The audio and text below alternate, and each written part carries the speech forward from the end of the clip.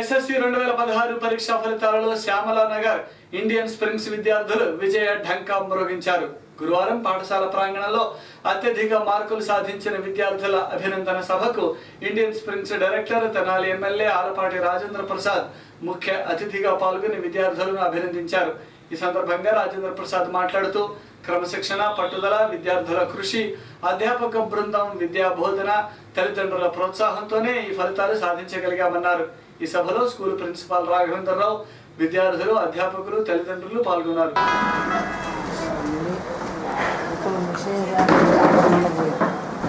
Institution secretary and correspondent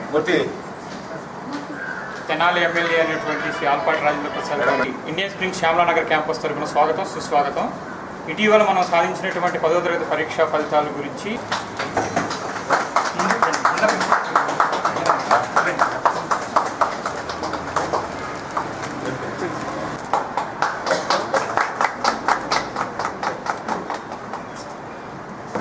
Indian springs ప్రారంభించుకొని 11 సంవత్సరాలు అవుతుంది. 11 సంవత్సరాల్లో కూడా ఉన్నతమైన విద్యని అందించాలి, వికాసంతో కూడిన విద్యను అందించాలి, విజ్ఞాన సముదాయాన్ని ఏర్పరచాలన్న ఉద్దేశంతో క్యాప్షన్కి అనుగుణంగా లర్న్ టు లీడ్, ప్రతి ఒక్కరు కూడా లీడర్షిప్ లక్షణాలని అలవర్చుకోవాలి. ఎక్కడికి వెళ్ళినా we are product of Indian springs అనే భావన కలగాలి. ఆ రకమైన స్థైర్యాన్ని, ధైర్యాన్ని, వికాసాన్ని, విజ్ఞానాన్ని సమాజపు అంచులను సృజించేలాగా, సమాజంలో భాగస్వాములు అయ్యేలాగా బాలబాలికలను తయారు చేయాలని ఆకాంక్షతో ఏర్పడిన ఈ సంస్థ దినదినాభివృద్ధి చెందుతూ ఉంది. దాదాపు రాష్ట్ర వ్యాప్తంగా 10,000 మంది బాలబాలికలు చదువుకుంటూ ఉంటే ఆల్మోస్ట్ ఆల్ సెంటర్స్లో వైజాగ్ కానీ, హైదరాబాద్ కానీ, విజయవాడ కానీ, తెనాలి కానీ, గుంటూరు కానీ, తిరుపతి కానీ అన్ని సెంటర్స్లో కూడా అత్యున్నతమైన ఫలితాలని తీసుకొచ్చిన సంస్థ ఎన్ఆర్ఐ ఇండియన్ స్ప్రింగ్స్ పాఠశాల అని చెప్పి చెప్పాల్సిన అవసరం ఉంది. ఈ రకమైన ఫలితాలను సాధించడానికి ఇక్కడున్న అధ్యాపక బృందం కమిట్మెంట్తో, డెడికేషన్తో ఎడ్యుకేషన్ని ఇంపార్ట్ చేసే విధానంలో డిఫరెంట్ మెథడాలజీలో కామన్ అంటే యావరేజ్ స్టూడెంట్ని కూడా పాస్ చేయగలిగిన సత్తా, బిలో యావరేజ్ స్టూడెంట్ కూడా అప్గ్రేడ్ చేసే సత్తా ఒక ఎన్ఆర్ఐ ఇండియన్ స్ప్రింగ్స్ మాత్రమే ఉందని చెప్పుకోవడంలో ఎలాంటి సందేహం లేదు అని చెప్పి సందర్భంగా విజ్ఞప్తి చేస్తూ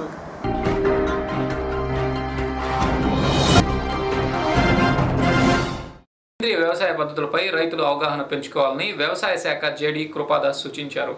గురువారం తన కార్యాలయంలో ఆయన మీడియాతో మాట్లాడుతూ సేంద్రియ ఎరువులు, రసాయనిక ఎరువులపై రైతులకు అవగాహన కల్పించేందుకు శిక్షణా తరగతులు నిర్వహిస్తున్నామన్నారు. రసాయనిక ఎరువులు వాడటం వలన ప్రజలు అర్థం కాని జబ్బుల బారిన పడుతున్నారని తెలిపారు. సహజ సిద్ధమైన ఎరువులతో వ్యవసాయం చేస్తే మంచి ఫలితం ఉంటుందని అన్నారు. జిల్లాలో 10 క్లస్టర్లను ఏర్పాటు చేసి వ్యవసాయంలో అభివృద్ధికి రైతులు ఎలాంటి చర్యలు తీసుకోవాలో సూచించడం జరుగుతుందని కృపాదాస్ వెల్లడించారు. కొన్ని దశాబ్దాలుగా వ్యవసాయం చాలా వరకు రసాయనాల మీద ఆధారపడి చేస్తున్నటువంటి పరిస్థితి ఉంది. అయితే ఇది వాణిజ్య పంటల వరకు అయితే కొంతవరకు పర్వాలేదు, కానీ ఆహార పంటలను కూడా పూర్తి స్థాయిలో ఈ రసాయనాల మీద ఆధారపడి పండిస్తున్నటువంటి పరిస్థితి ఉంది. సో దీనివల్ల భూమి సారం కోల్పోవటం, భూమి యొక్క ఆరోగ్యం దెబ్బతింటమే కాకుండా మన వినియోగదారులందరికీ కూడా రసాయనాలతో కూడినటువంటి ఆహారాన్ని మనం సరఫరా చేస్తున్నటువంటి పరిస్థితి ఉండబట్టి రకరకాలైనటువంటి అంతుపట్టని వ్యాధులు కూడా వీటి వల్ల వస్తున్నటువంటి పరిస్థితి ఉంది. సో ఈ పరిణామాన్ని దృష్టిలో పెట్టుకొని రసాయనాలని వీలైనంత తగ్గించడం లేదా అనువైనటువంటి పంటల్లో రసాయనాలను పూర్తిగా లేకుండా పండించేటువంటి పద్ధతులని పరిశీలన చేసి ప్రాంతాన్ని బట్టి పంటను బట్టి ఏ పద్ధతులు అవలంబించితే బాగుంటుంది అనేటువంటి దాని మీద కొంత ఆలోచన చేయడం జరిగింది. సో అందులో భాగంగా రాష్ట్ర వ్యాప్తంగా 131 క్లస్టర్లలో ఈ సహజ వ్యవసాయం లేదా సేంద్రీయ వ్యవసాయం, సో ఇవి మేలైన పద్ధతులుగా భావించి వీటిని పైలట్ పద్ధతిలో తీసుకొని రావటం జరిగింది. అదే మన జిల్లా పరిధిలో తీసుకున్నట్టుగైతే 10 క్లస్టర్లని ఎంపిక చేయటం జరిగింది. సో ఈ ఎంపిక కూడా గతంలో డిఆర్డిఏ వారు ఎన్పిఎం పద్ధతిలో చేసిన క్లస్టర్లలో మంచి రిజల్ట్స్ సాధిస్తున్నటువంటి 10 క్లస్టర్లని వారి సహాయంతో మేము సెలెక్ట్ చేసుకోవడం జరిగింది. సో వీటిలో రైతుల్ని ప్రోత్సహించి ఈ సహజ వ్యవసాయ పద్ధతులను వారికి నేర్పి రాబోయేటువంటి ఖరీఫ్ కాలంలో ఎక్కువ మంది చేత ఈ క్లస్టర్లలో ఎక్కువ మంది చేత ఈ రకమైనటువంటి వ్యవసాయానికి ప్రోత్సహించే విధంగా మేము చర్యలు తీసుకుంటూ ఉన్నాం.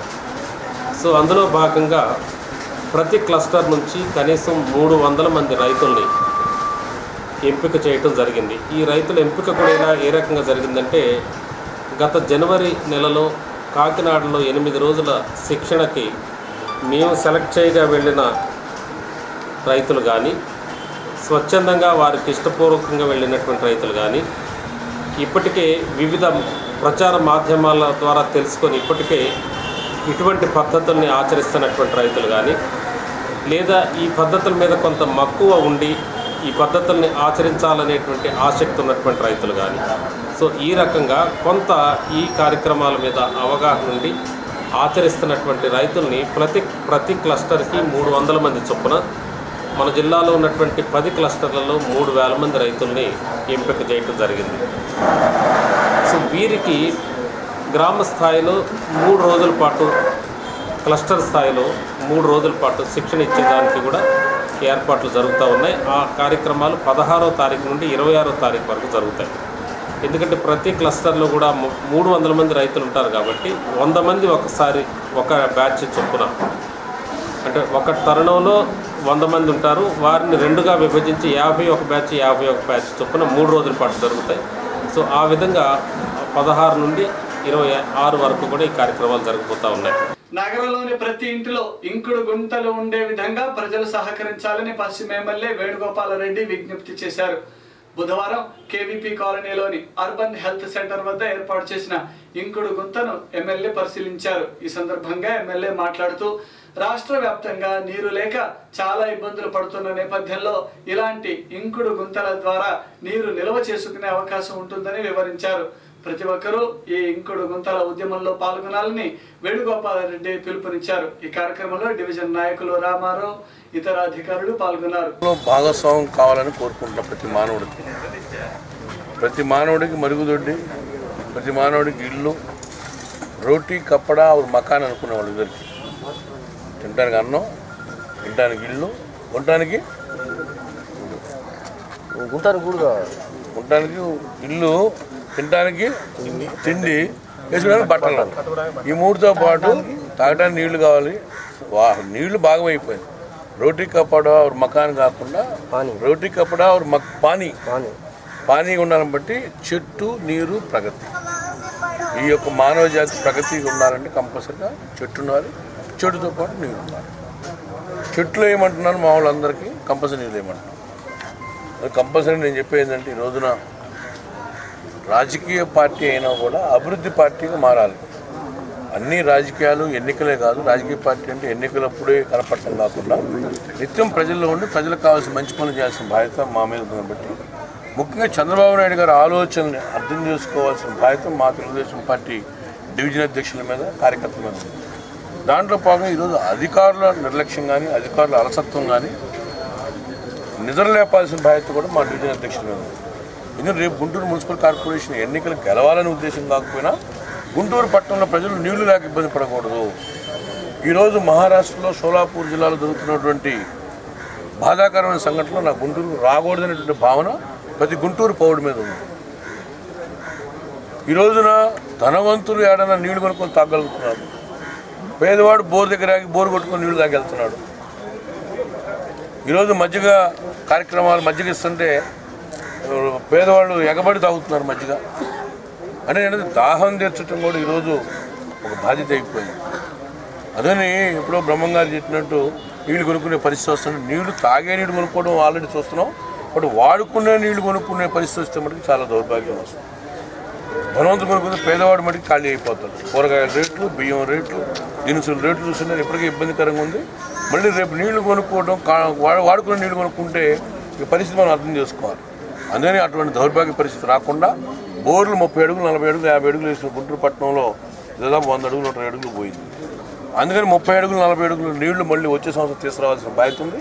ప్రతిరోజు మనం కనుక లెవెల్స్ కూడా మనం ట్యాప్లో చెక్ చేసుకోవచ్చు. అందుకని నేను ఒకటే చెప్తున్నాను, డెఫినెట్గా ఈరోజు మున్సిపల్ కమిషనర్ కూడా చెప్తున్నాను, ఇంకుడు గుంతలో ఉన్నటువంటి ఇంటికి 20 పైసలు రాయితీ ఇవ్వమంటున్నారు ట్యాక్స్ మీద. అపార్ట్మెంట్కి 15-20 పైసలు ట్యాక్స్ మీద రాయితీ ఇవ్వమంటున్నారు. ఎందుకంటే ఈరోజు వాళ్ళకు కూడా ప్రోత్సాహం ఉండాలి. లేకపోతే ఏమవుతుంది, ఇప్పుడు గుంటూరు ఉండవల్లి దగ్గర నుంచి నీళ్లు పంపింగ్ చేసుకొని కొన్ని కోట్ల రూపాయలు, దాదాపు 1,60,00,000 రూపాయలు కరెంటు బిల్లు కడుతున్నాం సంవత్సరానికి. ఆ కరెంటు బిల్లు తగ్గిపోతుంది. బోర్లో నీళ్లు ఉంటుంది, ఇటు పెట్టి కొట్టుకుంటే నోయమిటి వచ్చేస్తాయి. అందుకే ఇవన్నీ కూడా ముందు చూపుతూ ఉన్నాడు. బట్టి నారా చంద్రబాబు నాయుడు గారు, తెలుగుదేశం పార్టీ ప్రభుత్వం ఈ నీరు ప్రగతి దాన్ని ప్రగాఢంగా నమ్ముతున్నాం. అందుకే నేను ముఖ్యంగా మా డివిజన్ అధ్యక్షులు, పట్టణ టౌన్లో ఉన్నటువంటి అందరు డివిజన్ అధ్యక్షులు మీకు క్యాంపు పెట్టాల్సిన బాధ్యత ఉంది. కంపల్సరీ మున్సిపాలిటీ అధికారులతో మీకు క్యాంప్ పెట్టి ఇంకుడు గుంతలు ఎట్లా ఉండాలి, ఎక్కడెక్కడ ఎంత దూరం వేసుకోవాలి, ప్రైవేట్ గవర్నమెంట్ ప్రాపర్టీలు కంపల్సరీ ఇంకుడు గుంతలు ఏర్పాటు చేయాల్సిన బాధ్యత ఉంది. ఇది కూడా కంపల్సరీ చట్టపరంగా తీసుకురావాల్సిన బాధ్యత కూడా ఉంది. అటువంటి ఇల్లు కానీ ఇంకుడు గుంతలు లేనటువంటి స్థలాన్ని కూడా మనం చూడకుండా ప్రయత్నం చేద్దామని చెప్పి తెలియజేసుకుంటూ గుంటూరు పట్టణ ప్రజలకు ముఖ్యంగా విజ్ఞప్తి చేస్తున్నాను. ఇంకుడు గుంతలు అనేది భావితరానికి ఇచ్చేటువంటి మన ఆస్తులు, అది అప్పు అయితే కాదు. ఆస్తిని కంపల్సరీగా బిల్డింగ్లు, అపార్ట్మెంట్ కొని ఇవ్వటం నాకైతే దాని మీద ఇవ్వచ్చు ఇవ్వకూడదనేది తప్పేనేం కాదు, కానీ ఇంకుడు గుంతలు ఇవ్వడం మటుకు పవిత్ర బాధ్యతగా తీసుకొని చెప్పి పట్టణ ప్రజలు తెలియజేసుకుంటూ ముగించే ముందు హెడ్లైన్స్ మరొకసారి.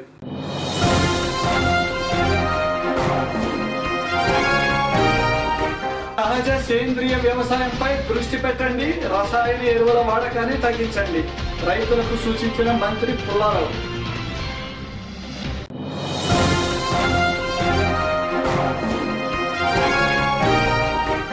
అక్రమ ప్రాజెక్టులపై జగన్ దొంగ దీక్షలు ఆపాలి, తెలంగాణ ప్రభుత్వంతో కుమ్మక్కైన విషయాన్ని బయటపెట్టాలి, మండిపడిన పొన్నూరు ఎమ్మెల్యే నరేంద్ర.